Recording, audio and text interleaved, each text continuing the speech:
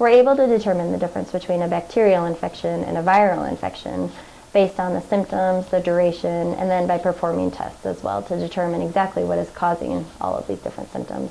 The common cold is just a virus that has to run its course, whereas such things as like strep, bronchitis, those kinds of things do require an antibiotic to get better, and so then you will get an antibiotic for that.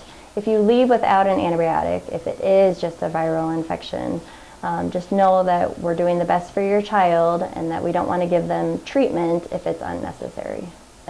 Bacteria are very smart and very tricky, and so if you give antibiotics for an infection that is not a true infection, if you give that to your body, then someday when you actually have an infection and you need that antibiotic, it won't be as efficient, and it might not protect you like it should. So I usually tell my patients, don't ever hesitate to call. There's always a triage nurse, or there's always one of us that can always talk about the symptoms as well.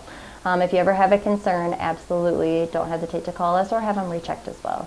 My rule of thumb is that if they've had a fever over 100 for 5 days, they definitely need to be rechecked.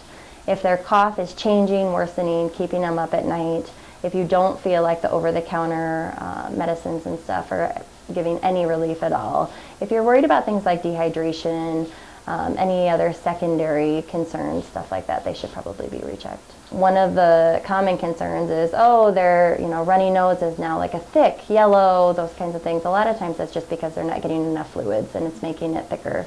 So make sure they're having plenty of fluids, a humidifier in the room to help keep everything loose. They need to really cough that stuff up. We don't want it moving into their chest. And so anything to keep it loose and kind of moving along. Plenty of rest, and then you could always try the over-the-counter, any of the natural medicines, even back to just doing like some honey with some milk or some honey with water or tea. Those kinds of things will help as well.